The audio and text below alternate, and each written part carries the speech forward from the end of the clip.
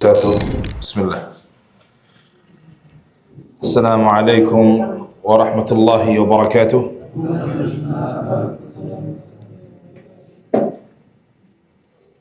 إن الحمد لله نحمده ونستعينه ونستغفره ونستهديه ونتوب إليه ونعوذ بالله من شرور أنفسنا وسيئات أعمالنا. من يهده الله فهو المهتد ومن يضلل فلن تجد له وليا مرشدا. ونصلي ونسلم على صفة الخلق نبينا محمد وعلى آله وصحبه أجمعين ومن تبع هداه بإحسان إلى يوم الدين. أما بعد, alhamdulillah, kita panjatkan syukur kita, pujian kita kepada Allah Subhanahu wa taala.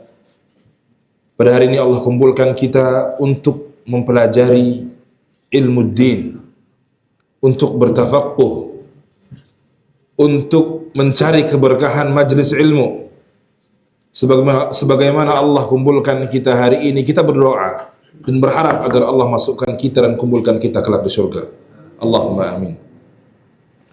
Kemudian salawat dan salam senantiasa kita panjatkan atas Nabi Muhammad sallallahu alaihi wasallam yang telah berjuang menyampaikan dakwah ini, yang telah berjuang menyampaikan amanah dari Allah, dari Rabbul Alamin, sehingga kita bisa menikmati sunnah, menikmati ilmu, menikmati ajaran-ajaran beliau. Dan sebagai umatnya, maka sangat bakhil kalau kita tidak bersalawat atas Nabi Muhammad SAW.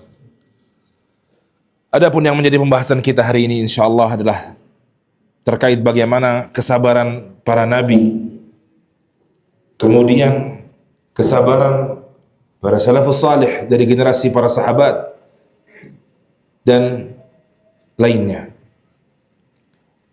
Terkait kesabaran, ada satu firman Allah Subhanahu wa taala yang sangat sering kita dengar, tapi mungkin justru karena saking seringnya kita mendengarnya menjadi lewat begitu saja. Kita mungkin jarang merenungi makna ayat ini. Firman Allah Subhanahu wa taala di surah Al-Baqarah, "Ya ayyuhalladzina amanu ista'inu bis-sabri was-salah."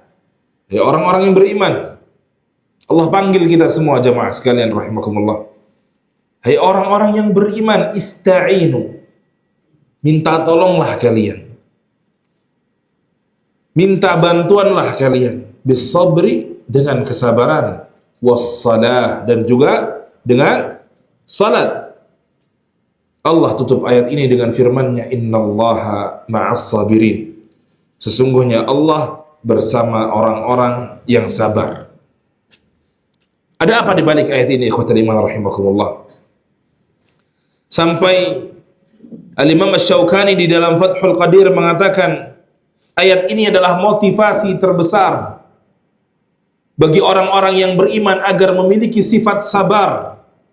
Kenapa demikian? Karena barang siapa yang Allah itu bersamanya, dia tidak akan takut menghadapi segala rintangan. Rintangan apapun, ya, meskipun rintangan itu sebesar gunung. Bayangkan, ketika antum ingin menghadapi kesulitan, antum menghadapi satu problem, satu masalah, ya, baik masalah di keluarga, masalah di pekerjaan, masalah di muamalah, dan lain sebagainya, antum harus yakin bahwasanya Allah bersama antum. Innallaha ma'as sabirin. Ketika antum memiliki sifat sabar, tenang, karena Allah bersama antum. Gak ada yang sulit. Ada yang sulit buat Allah?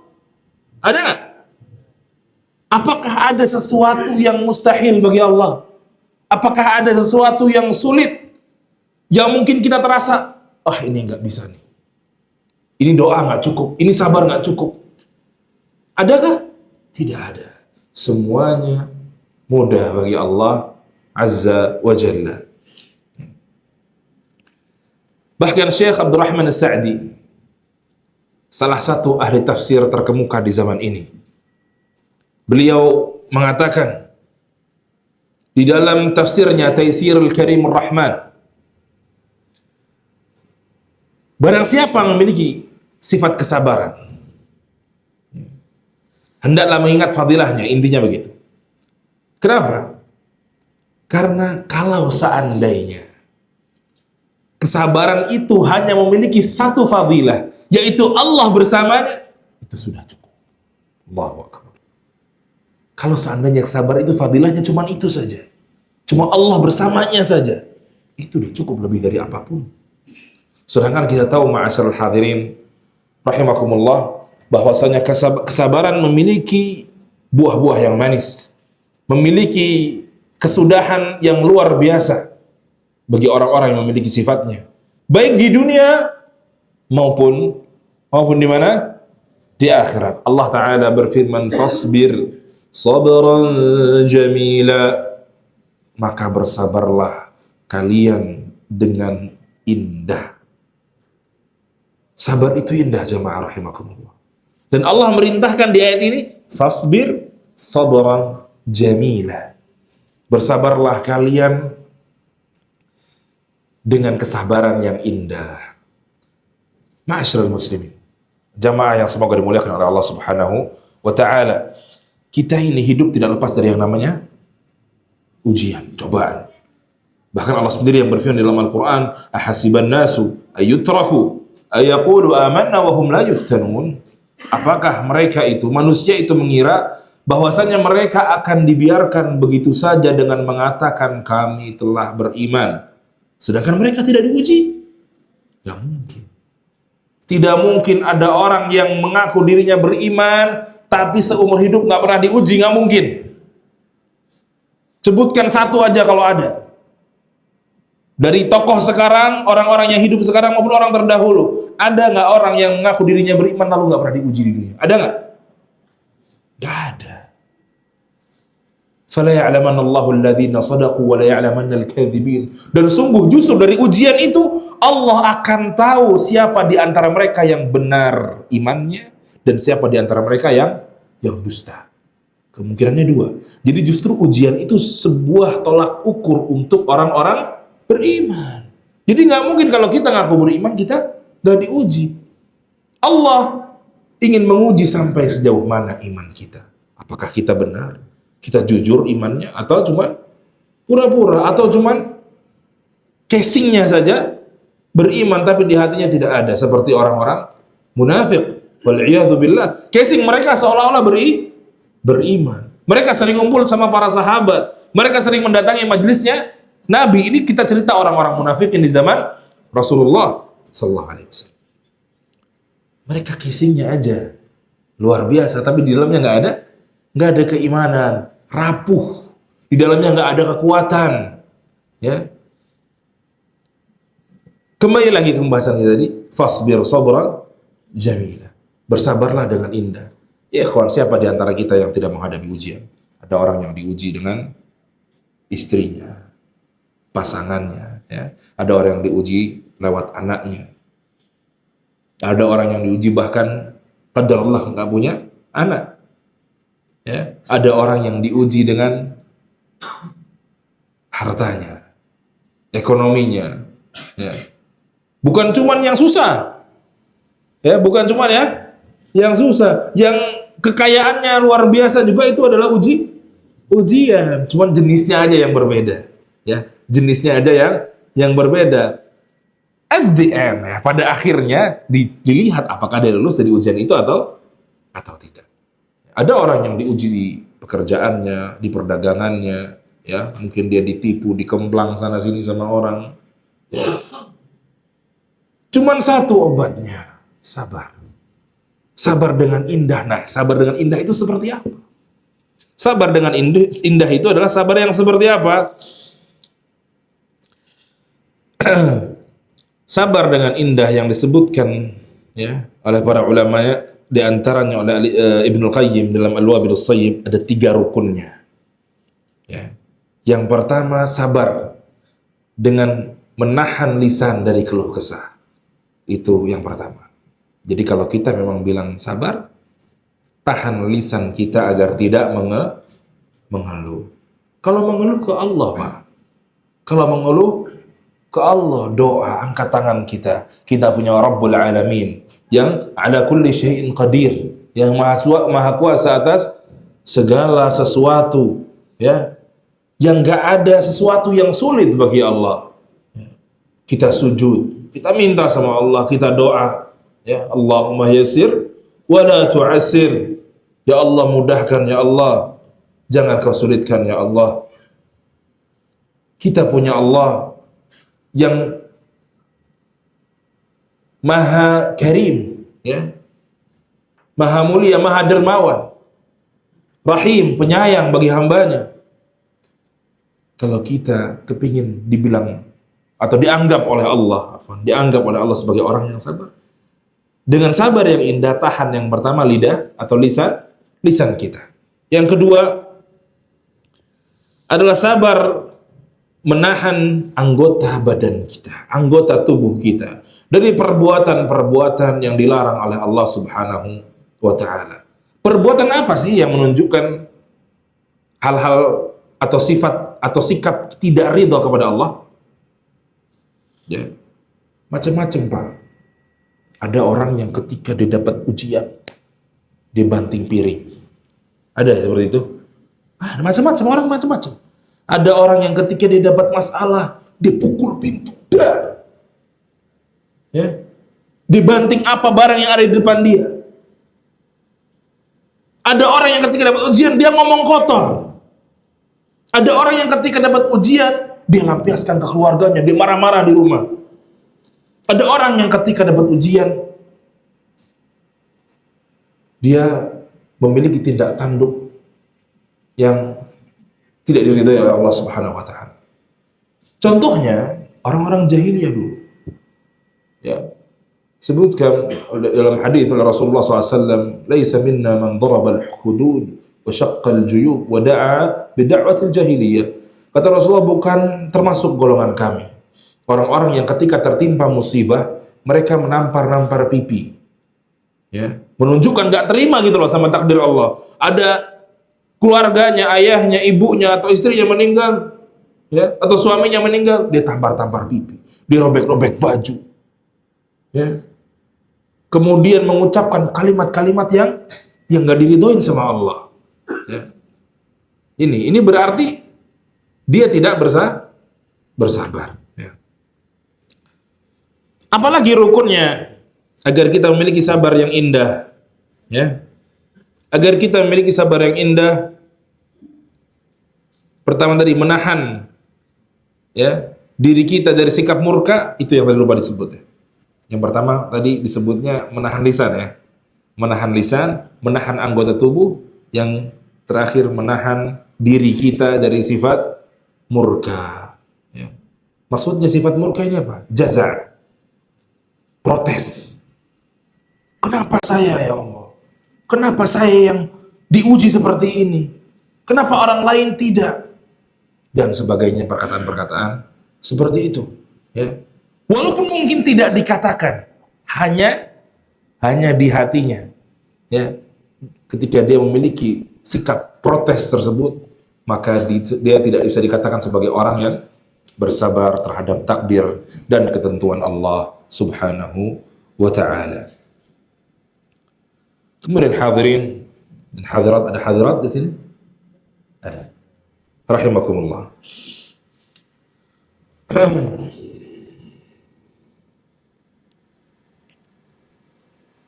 Disebutkan oleh para ulama bahwasanya kesabaran itu terbagi menjadi 3 macam.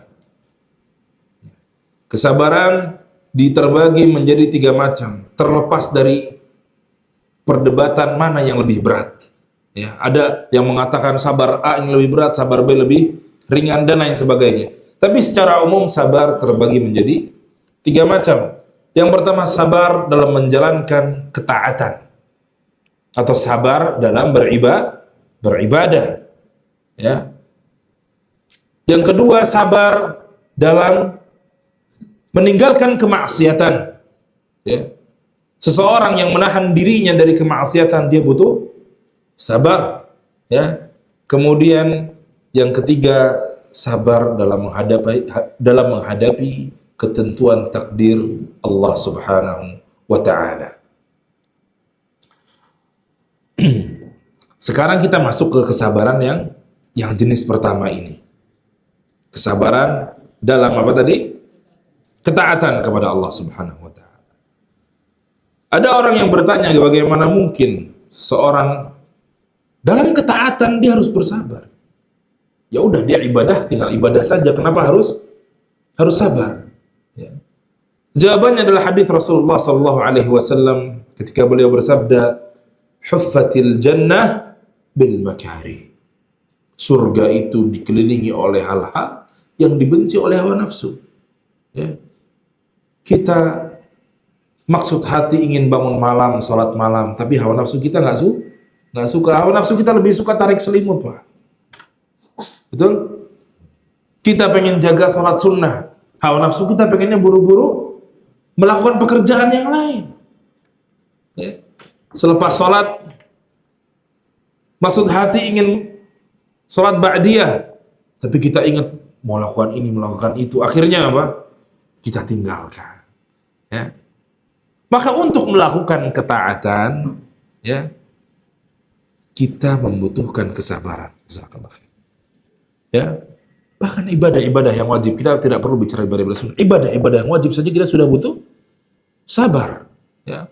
Allah Subhanahu wa taala berfirman di dalam surah Taha, "Wa'mur ahlaka bis-salati wastabir 'alaiha." Dan perintahkanlah keluargamu untuk salat dan bersabarlah di atasnya. Ya. Kitanya mau salat, kitanya mau menjaga salat kita harus sabar. Ya. Mungkin balasan dari salat kita tidak disegerakan di dunia, tapi disimpan untuk kita di hari akhirat. Kita harus sabar untuk bisa terus menjaga salat kita. Wa'mur ahlaka bis-salah. Perintahkan keluargamu untuk salat dan bersabarlah di atasnya. Kita nyuruh anak kita, nyuruh istri kita untuk menegakkan salat, juga kita harus sabar. Ya. Kata Allah, "La nas'aluka rizqan, nahnu narzuquk." Kami tidak mengharapkan, tidak meminta dari kalian rizki. Apa maksudnya? Di sini disebutkan tadi perintahkan keluarga untuk salat, di sini kami tidak meminta rizki. Apa maksudnya? Udah, tugasmu ibadah aja. Ya. Dan bersabar di atas ibadah itu, ya. Kami yang menjamin rizkimu, itu maksud Allah Subhanahu wa taala. Ya. Kami yang menjamin rizkimu. Kalau orang-orang kafir saja dibeli rizki sama Allah. Orang-orang kafir saja hidupnya di dunia enak. Ya udah, orang-orang beriman jangan takut, jangan khawatir. Ya, walaupun itu bukan sebuah tolak ukur.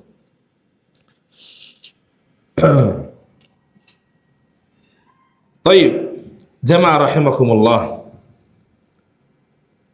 Apakah dia harus bersabar ketika dia sholat saja? Atau kapan? Ya. Seorang yang bersabar dalam ketaatannya, dia harus bersabar pada seluruh kondisinya. Baik sebelum dia melakukan ketaatan itu, ketika dia melakukan, dan setelah dia melakukan. Maksudnya gimana itu? Yang pertama, seorang ketika dia niat melakukan satu amal ibadah, dia harus mengikhlaskan niat. Maka tepislah dengan kesabaran segala niat-niat yang buruk. Niat untuk mengharapkan wajah manusia, untuk mengharapkan pujian dan validasi manusia, itu kita harus tepis. Termasuk ketika dia melakukannya, ketika dia lagi sholat sunnah misalnya, tadinya masjid kosong, datang masuk Pak RT misalnya, atau datang masuk Pak Ustadz. Tadinya dia ada niat mau riya, dia harus tepis itu. Dia tepis juga dengan sabar. Ya, gak penting pujian manusia, gak penting. Ngapain kita mengharapkan itu? Betul atau tidak? Betul. Ya. Kemudian apa?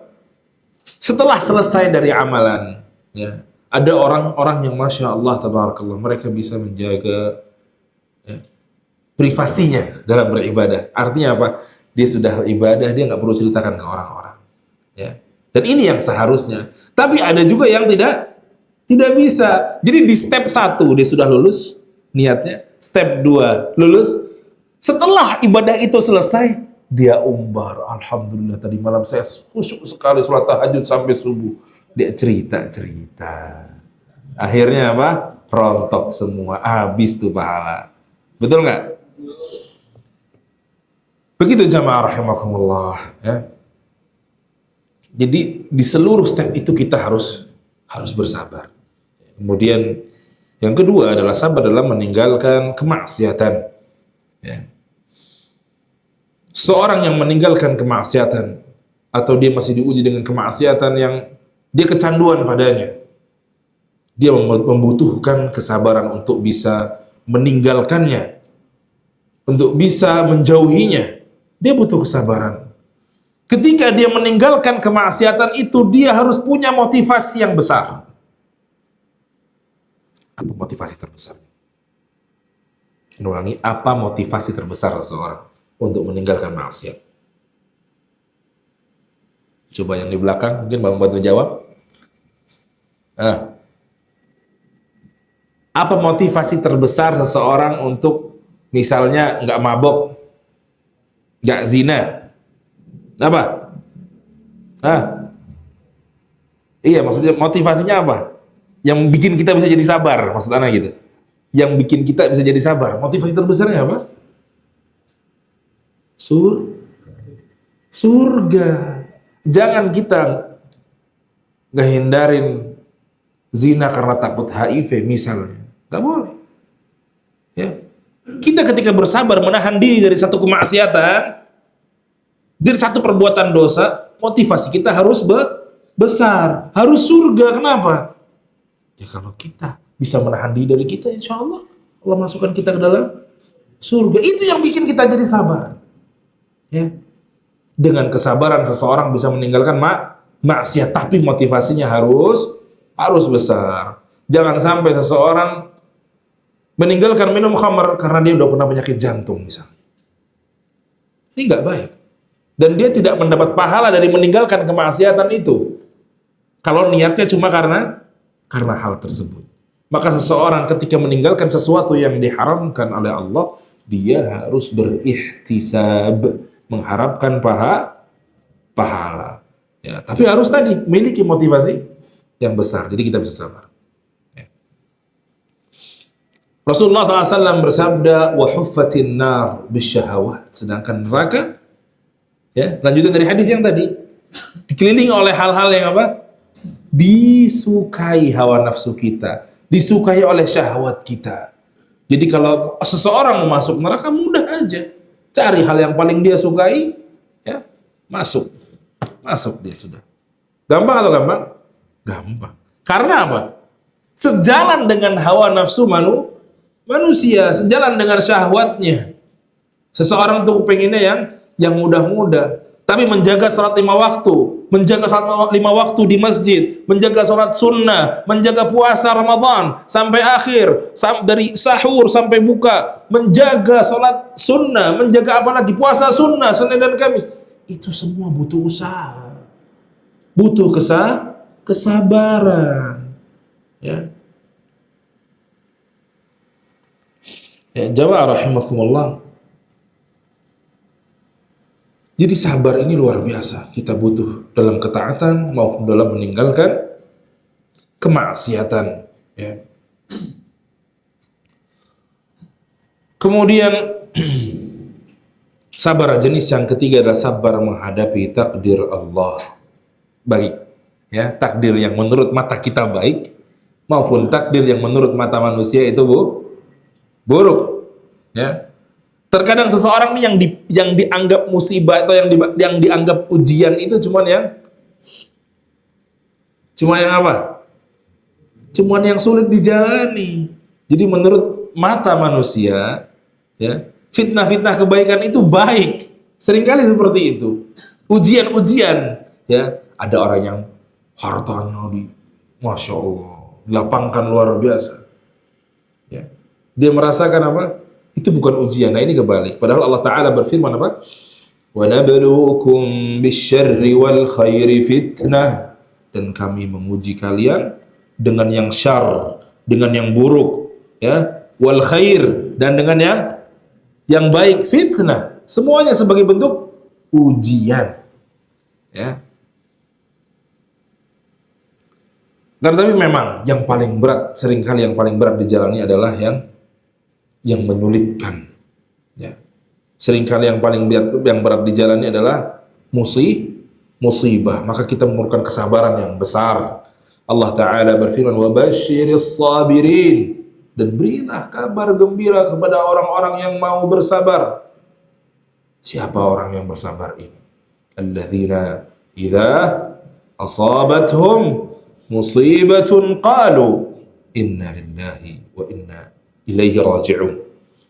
Yaitu orang-orang yang ketika tertimpa musibah, mereka mengatakan, kami ini milik Allah dan kami akan dikembalikan kepada Allah, ya. Ulaika alaihim salawatu min rabbihim wa rahmah. Mereka itu orang-orang yang sabar dalam menghadapi ujian, mereka mendapat salawatu min rabbihim wa rahmah, ya. Mereka ini mendapat keberkahan yang sempurna dan rahmat dari Allah Subhanahu wa taala.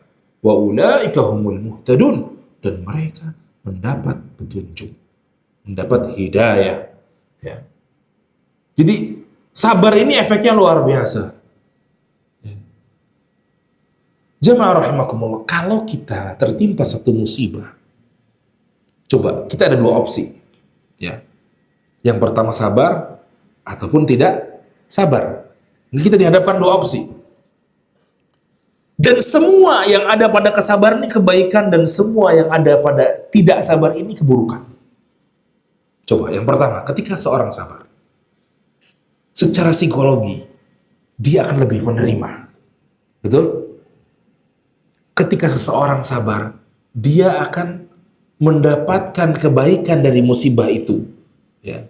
Yang pertama, bisa jadi Allah ampunkan dosanya.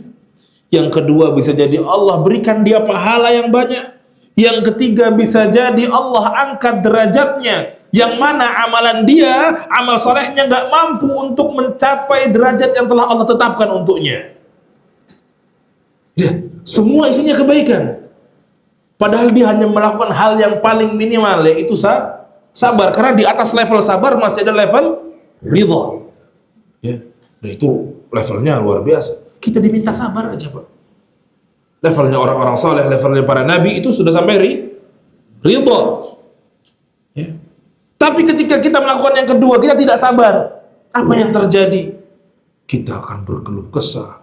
Kita setiap hari menghadapi musibah itu dengan rasa yang berat.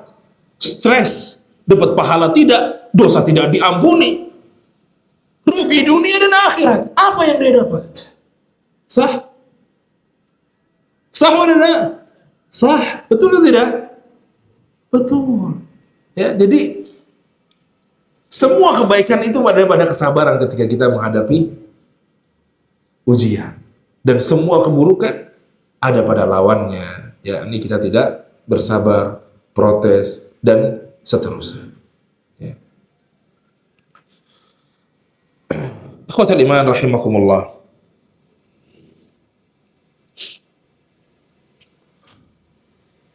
Ada satu cerita tentang Urwah bin Zubair bin Al-Awwam. Ya, Urwah ibnu Zubair ibn Al-Awwam, anaknya seorang sahabat Zubair bin Al-Awwam, ya, seorang tabi'i. Beliau ini salah satu ulama terbesar di kota Madinah pada zaman itu. Bukan zaman sekarang, Pak. Pada zaman itu. Salah satu fuqaha Madinah. Ahli fikihnya kota Madinah. Dari 7 ahli fikih yang ada. Ya. Singkat cerita, beliau ini pernah diuji dengan cobaan yang luar biasa. Ya. Urwah pernah diundang ke Damaskus oleh Khalifah Al-Walid bin Abdul Malik. Ya. Kemudian dia berangkat sama anak laki-lakinya. Anak laki-lakinya udah besar, penghafal Al-Quran, ya, hafil Al-Quran. Dia berangkat ke Damaskus, dia bawa anaknya, dia bangga sekali punya anak ini. Lagi dikader juga biar jadi ulama. Sampai di Damaskus, Dia ngobrol sama khalifah karena dia ini temannya khalifah Al-Walid bin Abdul Malik. Urwah sibuk ngobrol sama khalifah, anaknya minta izin pengen pergi ke kandang kuda. Anaknya minta izin pergi ke stable, ya, tempat kuda dilepas, ya.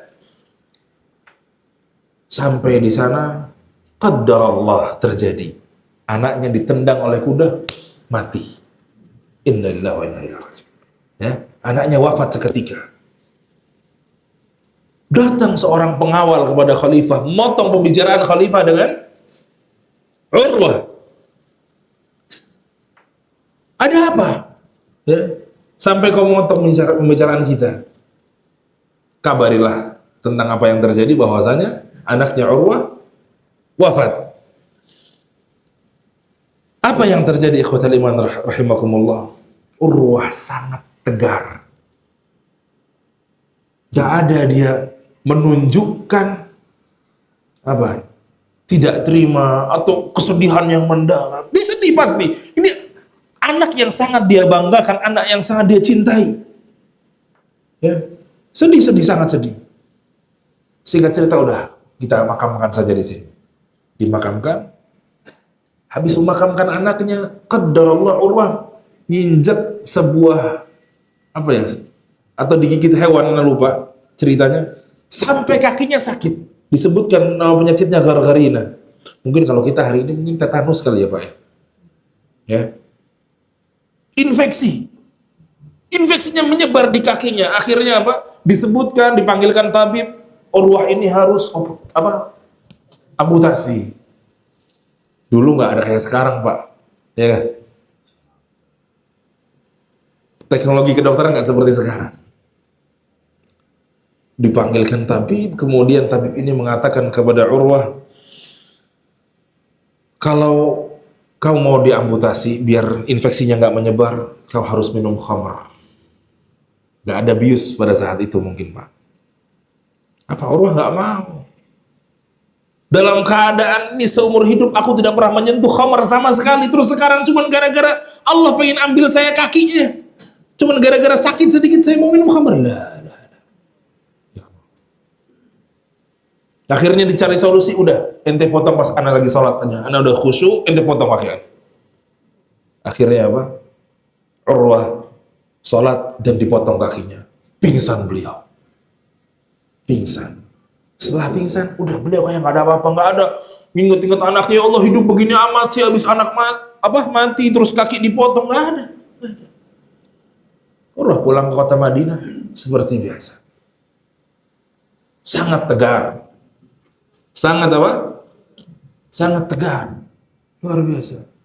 Pernah mendengar kisah Ummu Sulaim? Ummu Sulaim salah seorang wanita sahabat, ya, sahabiyah, istrinya Abu Talha. Ya, Ummu Sulaim ini istrinya siapa? Abu Talha. Dari pernikahannya dia, Ummu Sulaim seorang wanita salehah dengan Abu Talha, seorang sahabat yang mulia juga, lahir seorang anak. Sudah memiliki anak, tapi anaknya sakit-sakitan.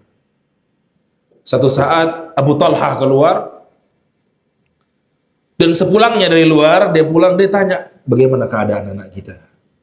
Kata istrinya, jauh lebih tenang. Padahal anaknya wafat, baru wafat. Kata istrinya, kata Ummu Sulaim, apa? Jauh lebih tenang, sekarang sudah lebih tenang. Ummu Sulaim mengabarkan kepada seluruh manusia yang kenal Abu Talha, jangan ada satupun yang mengabari Abu Talha bahwasanya anaknya wafat. Biar saya sendiri yang kasih tahu.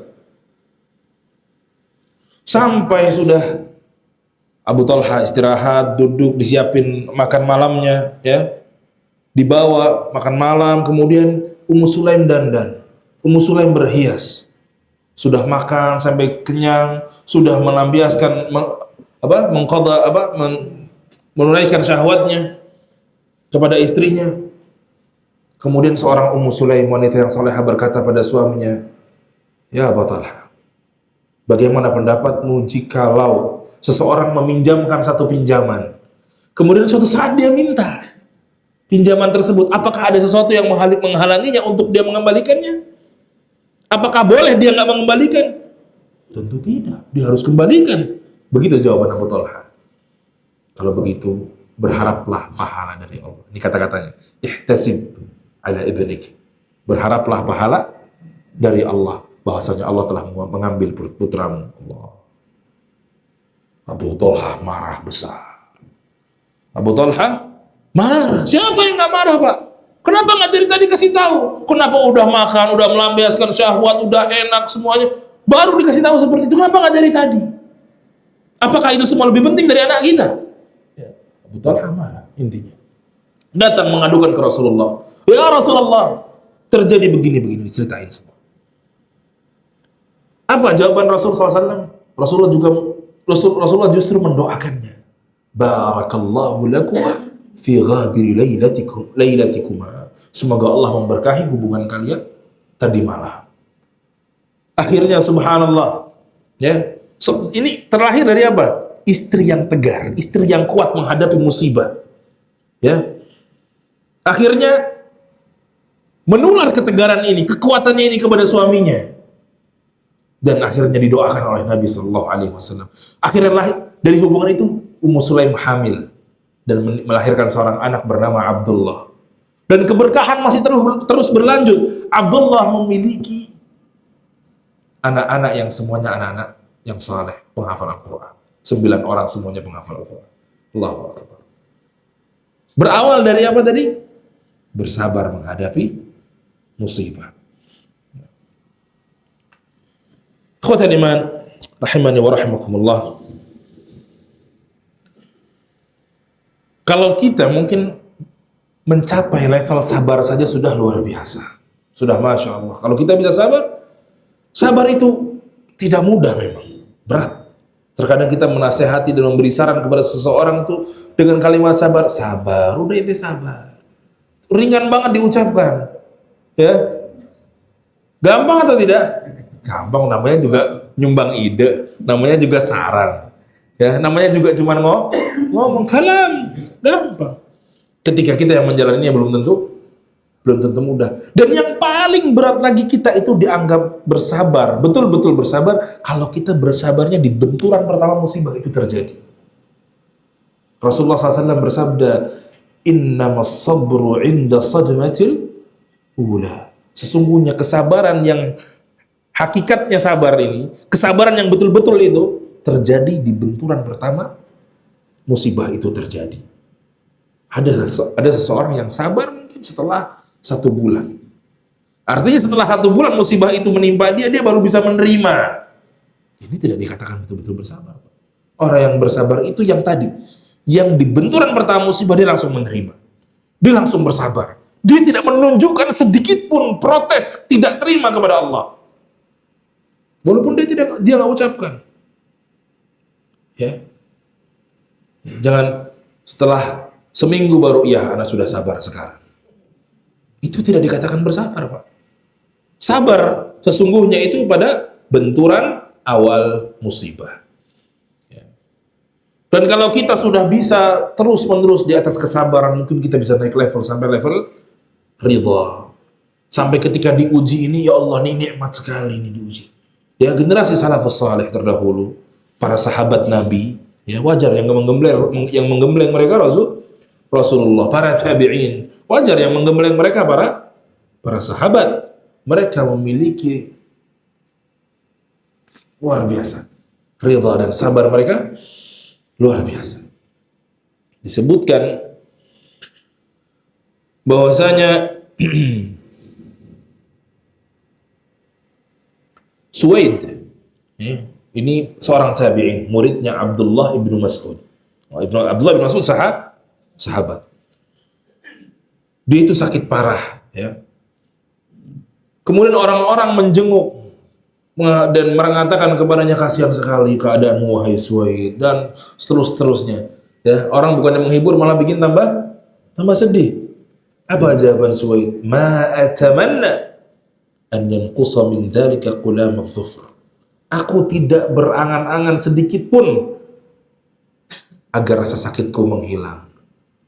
Maksudnya apa? Dia nikmati ujian itu sebagai bentuk pengampunan dosa untuknya. Dia berharap kebaikan dari ujian itu. Ya, bukan berarti ketika kita sakit kita nggak boleh berobat, boleh Pak. Tapi ini masalah ibadah hati, ya, berkaitan dengan Hati kesabaran itu yang pertama apa? Menahan hati dari apa? Sikap atau protes. Menahan lisan dari berkeluh kesah, kemudian menahan anggota badan. Itu sabar. Ya. Disebutkan juga dalam sebuah riwayat tentang kalau tidak salah Sa'ad bin Abi Waqqas, ya. Beliau ini luar biasa. Beliau salah satu orang yang Sa'ad bin Abi Waqqas ini sahabat, ya, radhiyallahu anhu. Salah seorang yang terkenal kalau mendoakan orang ini cepat mustajab. Sering orang-orang datang ke rumahnya, dia bilang, wahai Sa'ad, kita ada hajat begini, begitu, keluarga saya begini, tolong bantu kami dengan doa. Ya, nggak bayar Pak, nggak, minta didoain aja, minta didoain. Datang, minta didoain. Nggak lama diijabah. Hajatnya banyak orang diselesaikan dengan izin Allah Ta'ala lewat doanya siapa? Sa'ad, Anda lupa kalau nggak salah Sa'ad bin Abi Waqqas. Al-muhim, intinya suatu saat dia sakit, sahabat ini. Ya, dia sakit. Di masa tuanya matanya ini buta. Orang-orang yang tadinya sering minta tolong sama Sa'ad bingung, heran. Wah Sa'ad, kenapa engkau tidak berdoa untuk dirimu sendiri? Ya, kenapa nggak doa minta agar matanya disembuhkan? Ya, kenapa nggak doa kepada Allah biar kembali penglihatannya? Bukankah doamu itu mustajab? Bukankah kau sering mendoakan orang-orang? Dan ya betul, diijabah sama Allah Subhanahu wa ta'ala. Apa jawabannya? Qada'ullah ahabbu ilayya min basari. Demi takdir Allah lebih aku cintai ketimbang penglihatanku kembali bisa hadir. Takdir Allah lebih dia cintai ketimbang apa penglihatannya. Akhirnya dia sebenarnya kepingin, ya, tapi ya sudahlah, saya jalani takdir ini dengan apa? Mengharap pahala dari Allah dengan kesabaran. Ya. Maka ini sesuatu yang luar biasa. Nah itu levelnya kalau seseorang sudah mencapai level ridha. Kalau kita nggak bisa, nggak masuk akal. Ini nggak masuk akal kalau menurut kita. Karena kita untuk sabar aja mungkin sulit, susah. Ya, makanya kalau kita sudah bisa sekian lama berada di atas kesabaran, semoga Allah juga membantu kita, memudahkan kita untuk bisa mencapai level ridha. Ya. Cukup.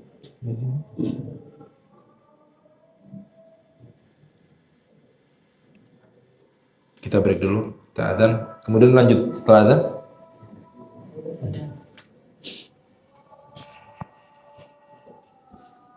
Allahu Akbar, Allahu Akbar, Allahu Akbar, Allahu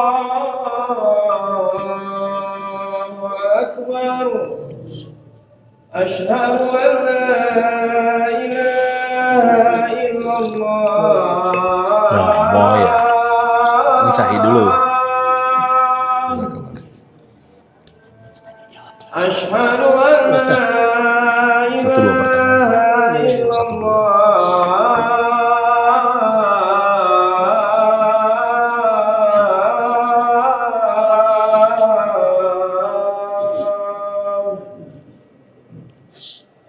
Asyhadu anna Muhammadar Rasulullah.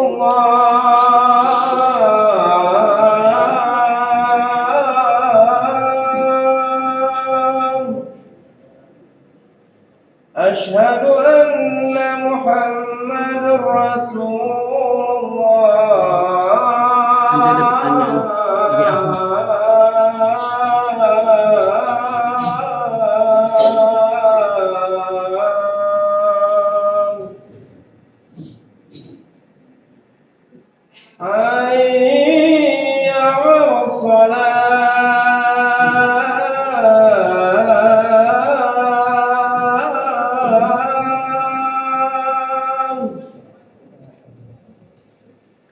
حي على الصلاة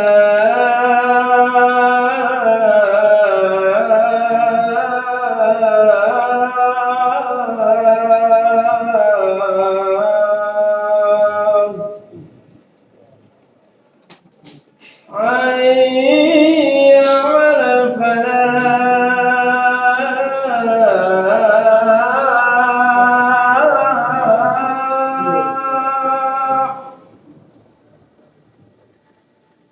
حي على الفلاح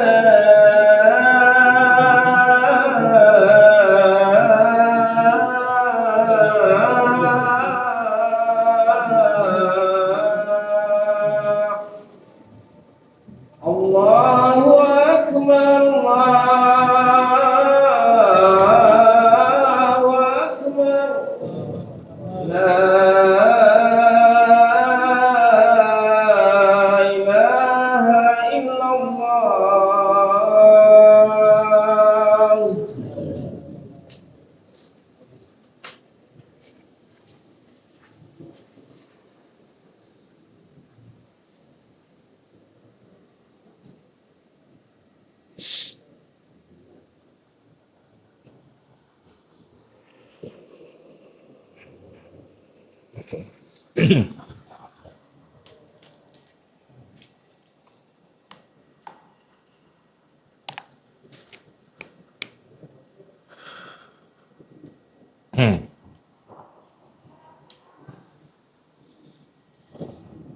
Alhamdulillah Rabbil Alamin.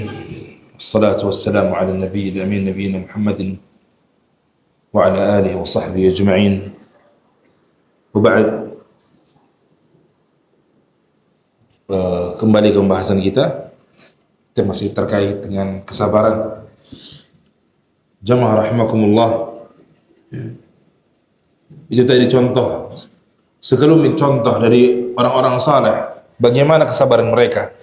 Mereka yang hidup di generasi terbaik umat ini, ya, yang Rasulullah katakan khairul quruni qarni, sebaik-baik masa, abad adalah abad di masa aku hidup, ya, artinya 100 tahun pertama. Tsumma alladzi yalunahum, kemudian yang berikutnya 100 atau abad berikutnya, 100 tahun berikutnya, masanya atau generasinya para siapa? Sahabat. Kemudian generasi yang berikutnya lagi, tsumma alladzi yalunahum, generasinya tabi'in. Itu contoh dari manusia-manusia terbaik yang hidup di umat ini, ya. Walaupun berbeda zaman dengan kita, tetapi kita bisa mengambil ibrah, mengambil pelajaran yang berharga dari mereka, ya. Belum lagi kalau kita lihat bagaimana kesabaran para nabi, ya Allah, sudah terlalu jauh dengan keadaan kita hari ini. Bagaimana kesabaran Nabi kita Muhammad sallallahu alaihi wasallam, beliau manusia yang sangat penyabar, ya, yang dipenuhi dengan kesabaran, ya. Nabi Muhammad sallallahu alaihi wasallam bahkan ketika direndahkan, dihina, dicaci dirinya, beliau enggak pernah membalas, ya. Beliau tidak pernah menunjukkan kemarahannya ketika dirinya yang direndahkan. Tapi jika terkait agama Allah, syariat Allah yang diolok-olok, ya, beliau tidak tinggal diam, ya. Ketika ada seseorang yang merendahkan Allah di hadapannya, beliau jawab, ya. Beliau alaihissalatu wassalam mengalami atau menjalani kehidupan yang luar biasa.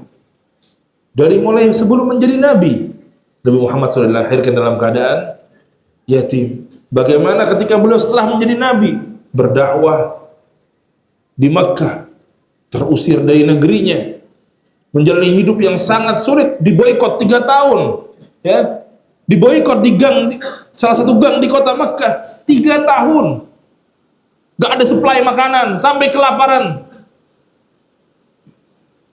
Ya ikhwan, kita tinggal menikmati sunnah ajaran beliau alaihissalatu wassalam. Manusia yang paling mulia menjalani kehidupannya dengan penuh kesabaran, karena ujiannya bertubi-tubi. difitnah, dituduh, dikatakan penyihir, dikatakan dukun, dikatakan kadzab, pendusta. Gak berhenti-berhenti tuduhan itu. Ya. Berlindung, minta suaka ke Taif, diusir, ditimbukin batu. Dakwah di Taif sekaligus minta perlindungan, diusir, ditimbuki oleh dengan batu. Ya. Apalagi ya kawan? Beliau menjalani kehidupan yang begitu berat. Tapi untuk menegakkan kalimat Allah, untuk menyampaikan amanah ilahiyah dari Allah Subhanahu wa taala, dakwah tauhid, ya beliau lakukan itu semua. Belum lagi para nabi yang lain, Nabi Ayub alaihissalam, bagaimana kesabaran Nabi Yakub juga, itu luar biasa. Ya, yang mungkin kita tidak bisa bahas semuanya pada kesempatan hari ini. Tapi kita kalau mau mengambil contoh-contoh kesabaran, ambillah dari mereka yang telah dahulu meninggalkan kita. Karena kalau kita ambil pelajaran dari orang yang masih hidup saja itu tidak cukup. Ya bahkan kemungkinan bisa jadi mereka besok sudah berubah. Tadinya sabar, besok sudah nggak sabar. Ya, karena belum teruji kesabarannya sebagaimana para nabi dan orang-orang saleh terdahulu. Ya. Ini saja yang dapat kami sampaikan. Berikutnya, ya barakallahu fikum, kita masuk ke sesi pertanyaan. Di sini sudah ada pertanyaan. Assalamualaikum Ustaz. Ya. Pertanyaan dari Ratu Gania, cantik. Anak kelas 6 SD, Masya Allah. Kelas 6 SD sudah duduk di kajian di majelis ilmu nih Ustaz. Masya Allah ya. Luar biasa. Setakjub sekali ini. Izin bertanya. Ini kan tentang sabar, itu indah Ustaz. Saya ingin bertanya nih. Kan kalau teman saya bercanda tapi kelewatan, terus masih aku diemin, tapi diulang-ulang. Nah, saya akhirnya marah sampai saya diemin dia 2 hari. Dosa nggak tuh? Kan saya dikatain nama ortu. Oh. Insya Allah, ini anak-anak sekolah zaman sekarang, kalau kesannya luar biasa. Barakallahu fiki. Ya, semoga Allah memberkahimu. Kelas 6 SD sudah duduk di majelis ilmu, luar biasa. Ya, semoga Allah balas juga kebaikan orang tuanya yang mengajak ke majelis ilmu. Barakallahu fikum. Semoga Allah berkahi keluarga antum semua. Ketika ada yang membuli kita, menghina kita, meledek kita, ya, memang betul kita harus bersabar. Terus tadi pertanyaannya, mendiamkan 2 hari apakah dosa? Kalau dengan mendiamkan itu dia menjadi jera, apalagi cuma 2 hari, ya nggak dosa. Ya, karena kita dilarang mendiamkan saudara kita sesama mukmin berapa hari? 3 hari. Tapi memang ada hukuman yang bersifat sosial seperti itu. Ya, ketika ada para sahabat di zaman Rasulullah SAW yang nggak ikut perang Tabuk, dihukum, didiamkan oleh seluruh penduduk Madinah. Istrinya aja nggak boleh ngomong sama dia. Ya, dan orang dengan hukuman seperti itu biasanya akan jera. Ya, artinya kalau mendiamkan dia ini ada efeknya, diamkan, nggak apa-apa. Biar dia tidak kembali mengejek, ya, biar dia nggak ada keinginan untuk menghina lagi, merendahkan lagi, ya. Dan permasalahan ini seperti ini, alangkah baiknya orang tua itu bisa mendampingi, ya, baik orang tuanya yang dibully ini ataupun yang membuli, ya. Karena biasanya kalau orang tua turun akan lebih baik, ya, diberi nasihat, dipahamkan. Namanya juga anak-anak kelas 6 SD. Kelas 6 SD kita lagi ngapain dulu ya, Ki? Ya, ini kelas 6 SD sudah ke majelis ilmu, Masya Allah, tabarakallah.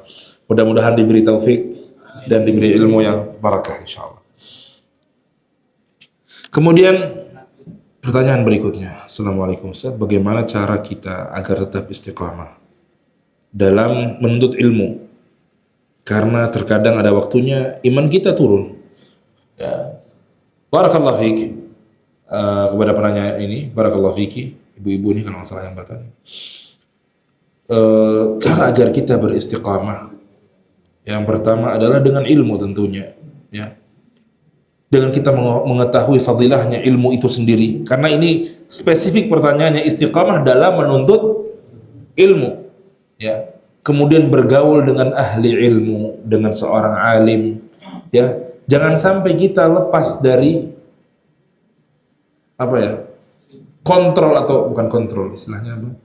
Bimbingan, ya. Bimbingan dari orang yang lebih alim dari kita.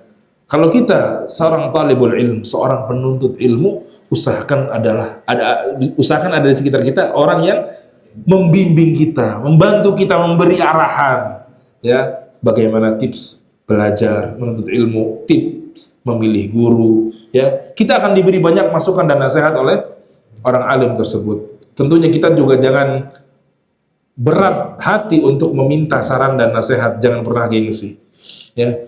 Kemudian terkadang ada waktunya iman kita turun, ya ini manusiawi. Ini manusiawi, ya. Rasulullah SAW bersabda apa? Al-iman yazidu wa yanqus, yazidu bil ta'ah wa yanqus bil ma'siyah. Dan kaidah Ahlussunnah wal Jamaah, ya, iman itu juga memang bertambah dan juga kurang. Iman itu bisa nambah. Nambahnya ini dengan apa? Dengan ketaatan, dengan amal soleh. Ya. Berkurangnya karena apa? Dengan kemaksiatan. Ya. Ala wa inna ilmullahi nurun, kata Imam Syafi'i. Ketahuilah ilmu itu adalah nur, cahaya dari Allah. Dan cahaya dari Allah ini la yuhda li'asin, tidak diberikan kepada orang-orang pelaku maksiat, orang-orang yang kecanduan dosa. Dia akan sulit mendapatkan ilmu yang bermanfaat. Ya, orang-orang yang terbiasa melakukan kemaksiatan tertentu sulit mendapatkan nur ilmu ini. Ya, nasallallahu at-taufiq wal hidayah, nasallallahu as-salamah. Semoga Allah hindarkan kita dari berbagai jenis kemaksiatan. Allahumma amin. Ada yang tanyakan Bapak-bapak? Masya Allah, kalau Bapak-bapak udah ulama semua ini. Ya. Barakallahu fikum. Semoga yang kami sampaikan hari ini bermanfaat untuk semua yang mendengarnya, menyimaknya, baik di sini maupun di tempat lain, ya. Dan untuk diri Anda pribadi khususnya, semoga bermanfaat dan menjadikan kita semua manusia yang lebih baik di mata Allah Subhanahu wa taala. Manusia yang selalu bersabar dan mengharapkan kebaikan dari Allah setiap tertimpa musibah. Manusia yang selalu bersabar ketika menjalani ketaatan maupun meninggalkan kemaksiatan. Allahumma amin. Allahumma amin. Innahu waliyyu dzalika wa huwal qadiru alaih. Wa akhiru da'wana alhamdulillah rabbil alamin. Subhanakallahumma bihamdik asyhadu an la ilaha illa anta astaghfiruka wa atubu ilaik. Wassalamu alaikum warahmatullahi wabarakatuh.